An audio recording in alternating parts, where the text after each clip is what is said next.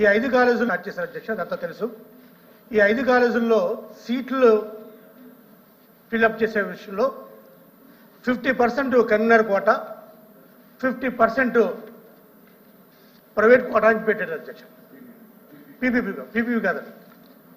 ఇందులో భాగంగా self finance, ఇందులో భాగంగా అప్పుడి ప్రతిపక్షమైన తెలుగుదేశం పార్టీ చాలా పెద్ద అల్లరి చేస్తుంది అధ్యక్ష. మీ ప్రశ్న ఏంటి? నా ప్రశ్న అధ్యక్ష, పెద్ద అల్లరి చేస్తుంది అధ్యక్ష. మీ ప్రశ్న ఏంటి? నా ప్రశ్న అధ్యక్ష, GO number 107, GO number 108 self finance కింద, జీవో నంబర్ 108 సెల్ఫ్ ఫైనాన్స్ కింద ఏదైతే సీట్లు ఉన్నాయో ఆ సీట్లని సెల్ఫ్ ఫైనాన్స్ గా చేస్తారా లేదా మొత్తం 100% కన్వీనర్ కోటాగా చేస్తారా? ఒకటి అధ్యక్ష. ఇంకోటి అధ్యక్ష, రెండోది, ఈ సీట్లు ఫిల్అప్ చేసే విషయంలో మీరు ఏ మోడల్ ఫాలో అవుతారు, లేకపోతే తమిళనాడు మోడల్ ఫాలో అవుతున్నారా? గుజరాత్ మోడల్ అయితే అధ్యక్ష. ప్లీజ్ శివరారెడ్డి గారు దయచేసి చెప్పండి. శివరారెడ్డి గారు సూటిగా ఒక ప్రశ్న అధ్యక్ష.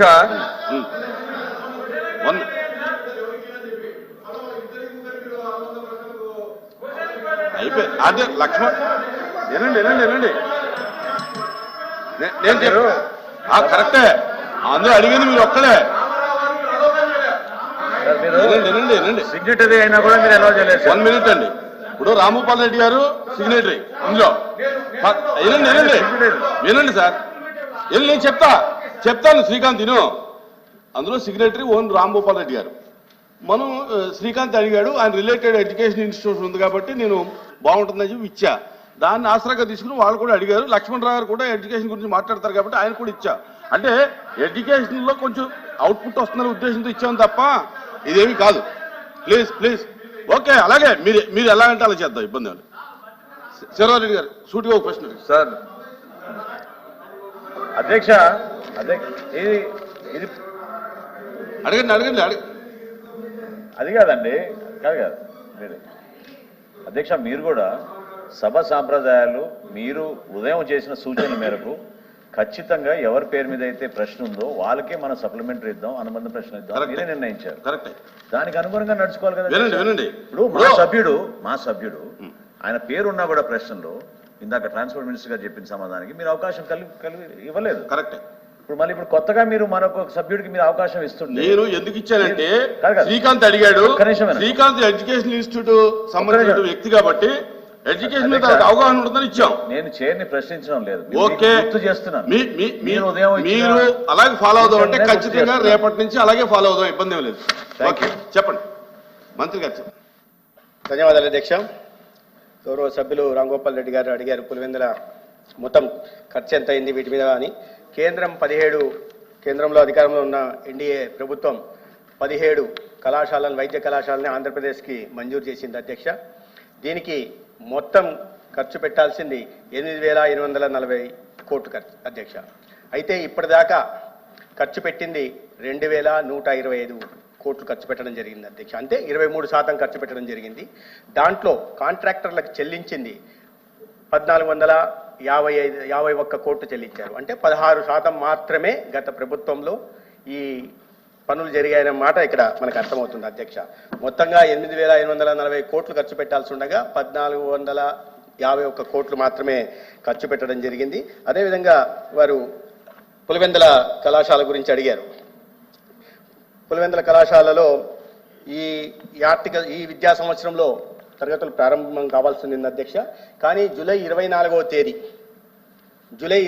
తేదీ ఎన్ఎంసి ఇన్స్పెక్షన్కి వచ్చి పులివెందుల కాలేజీతో పాటు ఇతర 4 కాలేజీలు మార్కాపురం, ఆదోని, మదనపల్లి, పాడేరంగా అనుమతిని నిరాకరించింది అధ్యక్ష. పులివెందుల కళాశాలలో 47.5% ఫ్యాకల్టీ డెఫిషియన్సీ ఉంది, 40% ఇన్ఫ్రాస్ట్రక్చర్ డెఫిషియన్సీ ఉంది అధ్యక్ష. దాని కారణంగా పులివెందుల ఇతర కళాశాలలను కూడా వారు అనుమతి నిరాకరించడం జరిగింది. అదేవిధంగా మార్కాపురం గురించి కూడా గౌరవ సభ్యులు శ్రీకాంత్ గారు అడిగారు. మార్కాపురంలో పులివెందుల కళాశాలకు సంబంధించి ఖర్చు పెట్టాల్సిన మొత్తం 500 కోట్లు అయితే 293 కోట్లు ఖర్చు పెట్టారు అధ్యక్ష. అదే సమయంలో ఇదే విద్యా సంవత్సరంలో మొదలు పెట్టాల్సిన మార్కాపురం కళాశాలకి ఖర్చు పెట్టాల్సిన మొత్తం 475 కోట్లు అయితే 30 కోట్లు మాత్రమే ఖర్చు పెట్టారు అధ్యక్ష. దాని కారణంగా 46 కోట్లు ఖర్చు పెట్టారు అధ్యక్ష. అంటే ఖర్చు పెట్టాల్సిన మొత్తంలో ఈ 4 ఏళ్లలో కలిపి 10% మాత్రమే ఖర్చు పెట్టారు. దాని కారణంగా అనుమతి నిరాకరించబడింది. అయితే ఈ 17 కళాశాలల్లో కేంద్రం ఇచ్చే నిధులు ఎంత అంటే మొత్తం 8,480 కోట్లలో కేంద్రం వాటా 4,500 కోట్ల 4,950 కోట్లు అండి. 4,950 కోట్లు, రాష్ట్ర ప్రభుత్వం నుంచి 3,500 కోట్లు ఖర్చు పెట్టాల్సి ఉంది. దాని కింద 3 విభాగాలుగా చేశారు అధ్యక్ష. 11 కళాశాలలకు నాబార్డు నుంచి ఫైనాన్షియల్ టైఅప్ ఉంది. 3 కళాశాలలకి శాఖీ special assistance for capital investment కింద ఫైనాన్షియల్ అసిస్టెన్స్ ఉంది. అదే విధంగా 3 కళాశాలలు మచిలీపట్నం, పాడేరు, పిడుగురాల కళాశాలలకి సెంట్రలీ స్పాన్సర్డ్ స్కీమ్ కింద ఒక్కొక్క కళాశాలకి కేంద్ర ప్రభుత్వం 195 కోట్లు ఇస్తుంది. దానికి సంబంధించి 575 కోట్లు ఇవ్వడం కూడా జరిగింది అధ్యక్ష. మిగిలిన వాటికి నబార్డు నుంచి, శాఖీ నుంచి తీసుకోవడం జరిగింది. రాష్ట్ర ప్రభుత్వం నుంచి గత సమయంలో ఎటువంటి చెల్లింపులు రాష్ట్ర ప్రభుత్వం నుంచి చేయకపోవడం, కేవలం నబార్డుకు సంబంధించి, శాఖీకి సంబంధించిన నిధుల నుంచి మాత్రమే ఈ పనులు చేయడం, ఇప్పటిదాకా చేయాల్సిన 8,480 కోట్లు 4 సంవత్సరాల్లో చేయలేకపోయారు. ఖర్చు పెట్టాల్సి ఉండగా పెట్టిన ఖర్చు 1,450 కోట్లు మాత్రమే అధ్యక్ష. ఏమంటే 44 సంవత్సరాల సమయం సరిపోలేదని చెప్తున్నారు. వీళ్ళకి విషయం నేను గుర్తు చేయదలుచుకున్నాను అధ్యక్ష మీ మాధ్యమంగా. ఇక్కడే ఎయిమ్స్ లో ఉంటున్న, మంగళగిరిలో ఉంటున్న ఎయిమ్స్ కళాశాల అధ్యక్ష రికార్డు స్థాయిలో 17 నెలల్లో 1,600 కోట్లతో ఖర్చు పెట్టి పూర్తి చేయగలిగారు అధ్యక్ష. అది ఏ ప్రభుత్వానికైనా పేద విద్యార్థులకు నాణ్యమైన వైద్య విద్యను అందించడంలో ఉన్న చిత్తశుద్ధి అధ్యక్ష. కానీ ఇక్కడ పరిస్థితులు ఏంటంటే ఆ చిత్తశుద్ధి ఎక్కడా కనిపించట్లేదు అధ్యక్ష. కేవలం మీకు చెప్తే ఆశ్చర్యపోతారు అధ్యక్ష. ఎవరైనా రాష్ట్రంలో అధికారంలో ఉన్నప్పుడు, బాధ్యతల్లో కూర్చున్నప్పుడు, అధికారంలో ఉండి ముఖ్యమంత్రి స్థానంలో ఉంటున్న వాళ్ళు రాష్ట్రం అన్ని కళాశాలల మీద ఒకే దృష్టి పెట్టాలి అధ్యక్ష. ఆ విధంగా కాకుండా మా నియోజకవర్గంలో మాత్రం ప్రత్యేకంగా దృష్టి పెడతాం, ఇతర నియోజకవర్గాల మీద సవతి ప్రేమ చూపిస్తామనేది వాస్తవం కాదు అధ్యక్ష. ఇదే విద్యా సంవత్సరంలో మొదలు కావాల్సిన మార్కాపురంకి కేవలం 46 కోట్లు మాత్రమే 500 కోట్లు ఖర్చు పెట్టాల్సి ఉండగా 46 కోట్లు మాత్రమే ఖర్చు పెట్టడం అంటే రాయలసీమలో విద్యార్థులు చదువుకోకూడదా అధ్యక్ష? అదే ఆదోనిలో, ఇదే ఆదోనిలో, రాయలసీమలో ఉంటున్న ఆదోనిలో 10% నిధులు మాత్రమే, 10% కూడా ఖర్చు పెట్టలేదు అధ్యక్ష. 500 కోట్లు ఖర్చు పెట్టాల్సి వస్తే కేవలం 47 కోట్లు మాత్రమే ఖర్చు అంటే చదవకూడదా అధ్యక్ష? అదే సమయంలో పార్వతీపురంలో గిరిజన విద్యార్థులు చదువుకోవాల్సిన కళాశాలలో పైసా ఖర్చు పెట్టారు అధ్యక్ష. 0. ఇప్పటిదాకా టెండర్ కూడా పిలవలేదంటే 4 సంవత్సరాలుగా పేద విద్యార్థులకి నాణ్యమైన విద్యను అందించాలనే చిత్తశుద్ధి ఏ మాత్రం ఈ రాష్ట్రంలో గతంలో ముఖ్యమంత్రికి ఉండిందో చెప్పాలి అధ్యక్ష. కానీ అబద్ధాలు మాత్రం వండి వారుస్తా ఉంటారు అధ్యక్ష. అబద్ధాలని వండి వారుస్తా ఉంటారు అధ్యక్ష. ప్రతిరోజు పేపర్లలో రాయిస్తుంటారు అధ్యక్ష. పేపర్లో రాయిస్తారు, మెడికల్ కాలేజీలు మాకు వద్దన్నారు. అయ్యా 40% మీరు పులివెందుల గురించి నేను చెప్పాను. అదే పులివెందుల్లో నేను చూపిస్తాను సార్. పులివెందుల కళాశాలలో కావాల్సి మీ దగ్గర నేను పంపిస్తాను సార్. పులివెందుల్లో హాస్పిటల్ ఒకటి కట్టారు అధ్యక్ష. ఇది హాస్టల్ కళాశాల ఒక్క హాస్పిటల్ మాత్రం కట్టారు. ఈ ఫోటోలు చూడండి అధ్యక్ష. మేము అధికారంలోకి వచ్చే నాటికి ఒక హాస్పిటల్ మాత్రం కట్టి, హాస్టల్ కట్టకుండా, కాలేజ్ బిల్డింగ్లు కట్టకుండా, అమ్మాయిల కళాశాలకు అమ్మాయిలు హాస్టల్లో ఉండాల్సిన దాన్ని 4 గోడలు మాత్రం కట్టే అమ్మాయిలు మేము ఎక్కడ పెట్టి చదివించారు అధ్యక్ష.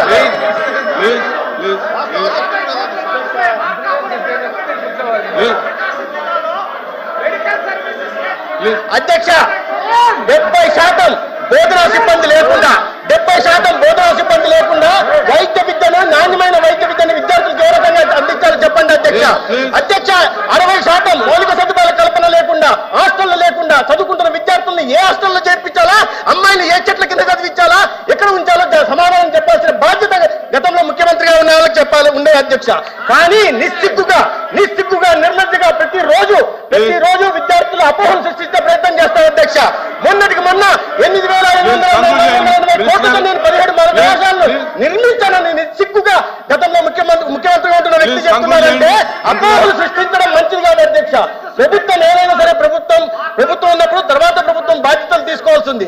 కానీ నేను నిర్మించానని నిర్మించాలని అపోహలు చెప్తుంటే సంపద సృష్టిస్తారని విద్యార్థులు చెప్తే ఇవాళ విద్యార్థులకు 17 కళాశాలలు లేక విద్యార్థులంతా చదువులకు దూరం అయిపోతున్నారని చెప్తున్నారు. 750 సీట్లు 700 సీట్లు రావాల్సిన సీట్లు రాలేదంటున్నారు. దీనికి బాధ్యత వహించాల్సింది ఎవరు? దీనికి మౌలిక సదుపాయాలు కల్పించాల్సిన బాధ్యత ఎవరిది? ముగించండి. ఫ్యాకల్టీ డెఫిషియన్సీకి కారణం ఎవరు? సమాధానం చెప్పండి అధ్యక్ష. ఇది సమాధానం చెప్పాల్సిందిగా మీరు కోరాలి అధ్యక్ష. ఆ పార్టీ గౌరవ సభ్యులు నేను అడుగుతున్నాను. వాళ్ళ ముఖ్యమంత్రి గారు రోజు అబద్ధాలను వండి వారిస్తుంటే, అసత్యాలను చెప్తుంటే ఈ రకంగా దీని సమర్థత లేదా అధ్యక్ష? సమర్థత ఉంది అధ్యక్ష. రికార్డు స్థాయిలో అధ్యక్ష, రికార్డు స్థాయిలో 1 సంవత్సరంలో తాడేపల్లి భవనాన్ని కట్టారు అధ్యక్ష. అధ్యక్ష, రికార్డు స్థాయిలో 26 జిల్లాల్లో ప్రభుత్వ ఆస్తుల్ని, రవాణా శాఖ సంబంధించిన ఆస్తులు తీసుకుని వైఎస్ఆర్సీపీ పార్టీ కార్యాలయాన్ని కట్టారు అధ్యక్ష.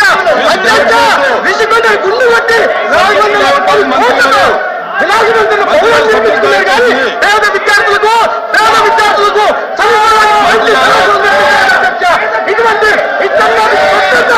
ఇటువంటి పెత్తందారు ఇవాళ అబద్ధాలు చెప్తుంటే ఏంటి అధ్యక్ష? ఏంటి అధ్యక్ష? సమాధానం చెప్తుంటే సమాధానం చెప్పలేదు అధ్యక్ష.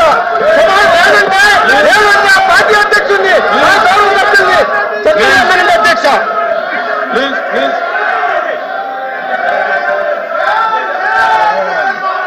ప్లీజ్ కూర్చోండి.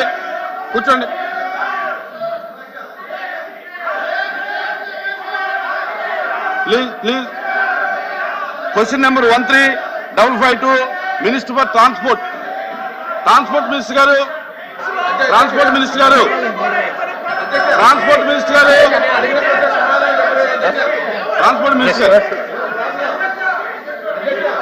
ప్లీజ్. 1 minute. ఎల్ఓపి గారు మాట. అధ్యక్ష, ఇది ప్రశ్నోత్తర సంఘం. సభ్యులు ప్రశ్న అడిగారు, మంత్రులు వచ్చి గౌరవ మంత్రులు వచ్చి సమాధానం చెప్తూ అందులో వారు మాట్లాడుతున్న మాటలు రాజకీయ ఉపన్యాసాలు అవి చేయడం అనేది సమంజసం కాదు. అది నచ్చకొచ్చే మాట మాట్లాడి ఇంకా సమంజసం. రెండు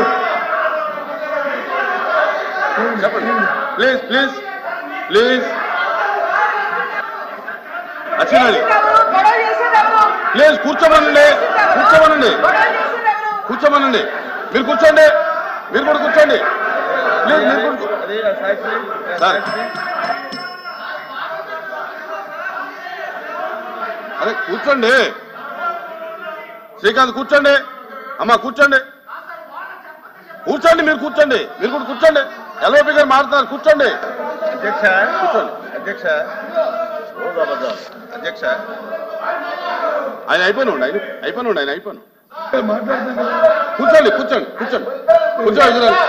కూర్చోండి. రవీంద్ర గారు కూర్చోండి. సభ్యులు అడిగిన ప్రశ్న ఏదైతే ప్రభుత్వం పెట్టిన 17 కళాశాలలు ఉన్నాయో వారి తాలూకు నిర్మాణం ఏ దశలో ఉంది, వారి తాలూకా ఆర్థిక పరిస్థితులు ఏంటి ప్రభుత్వం తాలూకా అది ఒకసారి రికార్డు చూడండి అధ్యక్ష.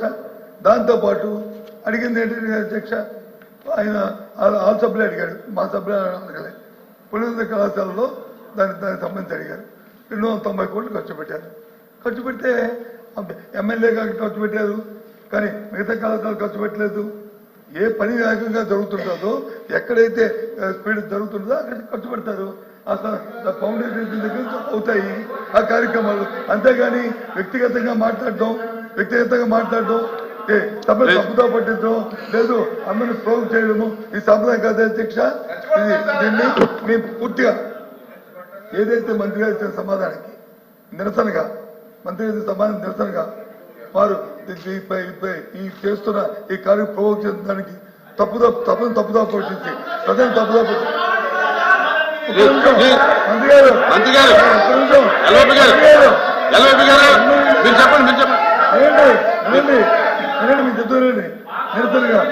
నిరసనగా సభను తప్పుదో నిరసనగా ఏదైతే రాష్ట్రంలో 17 కళాశాలలో చదువుతున్న పేద విద్యార్థుల తాలూకా అవునిచ్చారికి వారికి వచ్చిన అవకాశాలని ఈ ప్రభుత్వం కావాల్సిన నేపథ్యంలో ఈ సభ నుంచి ఒకటి చేస్తున్నారు.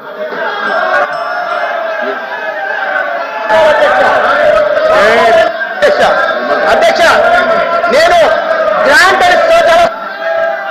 మిగతా డమాటికి ఫైనాన్షియల్ టైఅప్ అన్న గౌరవ సభ్యులకు అర్థం కాకపోతే బాధ్యత నాది కదా అధ్యక్ష.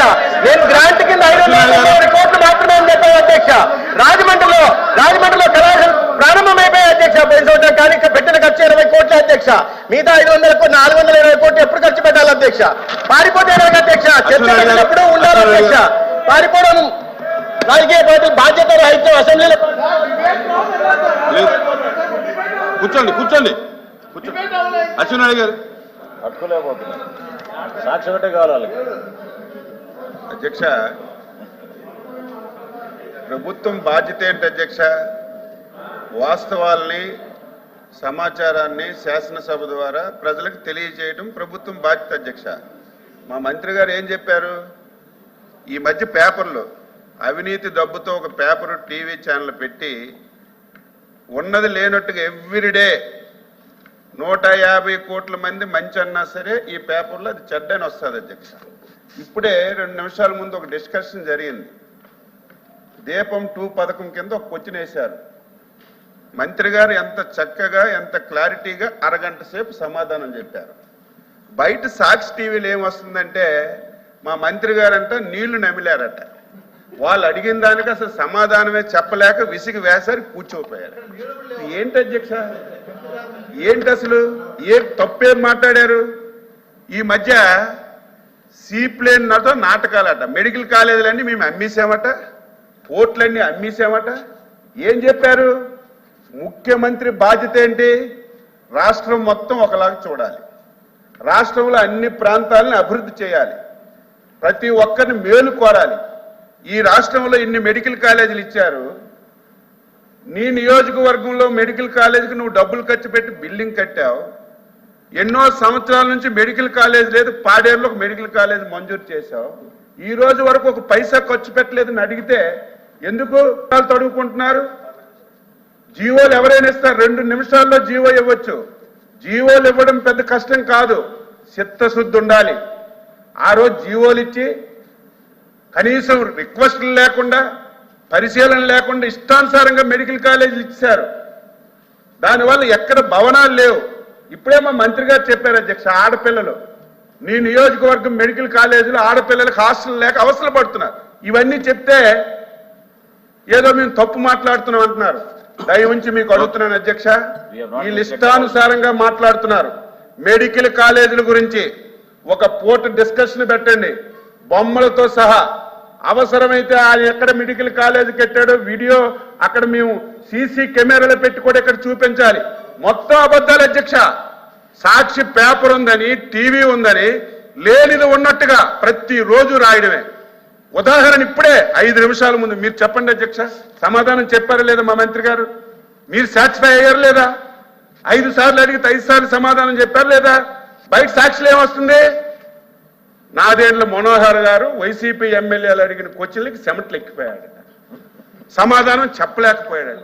ఇలాంటి తప్పుడు రాతలు రాసి ఈ రకంగా చేయడం ఇది మంచి విధానం కాదు. ఇది ప్రజలు కూడా అర్థం చేసుకోవాలి అని చెప్పి నేను తెలియజేస్తున్నాను. మీరు ఒక పూట డిస్కషన్ పెట్టండి ఈ మెడికల్ కాలేజ్ గురించి. అక్కడ మేము సీసీ కెమెరాలు పెడతాం. ఎంతవరకు కట్టారు, పులివెందులు ఎందుకు ఖర్చు పెట్టారు, మరి ఈ రోజు ఎక్కడైతే మనకి బ్యాక్వర్డ్ ఏరియాలో ఉన్నారు ఎందుకు ఖర్చు పెట్టలేదు అనేది డీటెయిల్ గా డిస్కస్ చేస్తే వీళ్ళ బండారం బయటపడుతుంది. ప్రజలు తిరగ